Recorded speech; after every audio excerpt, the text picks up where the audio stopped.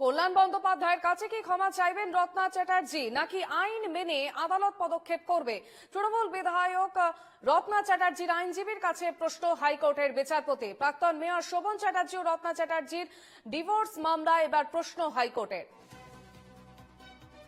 কল্যাণ বন্দ্যোপাধ্যায়ের অভিযোগ যে রত্না যে ধরনের মন্তব্য করছেন তাতে তার বদনাম হচ্ছে এবং কল্যাণ বন্দ্যোপাধ্যায়ের অভিযোগের ভিত্তিতেই এবার প্রশ্ন হাইকোর্টের। বেলা 1টার মধ্যে আদালতে জবাব দেওয়ার নির্দেশ রত্না চ্যাটার্জিকে।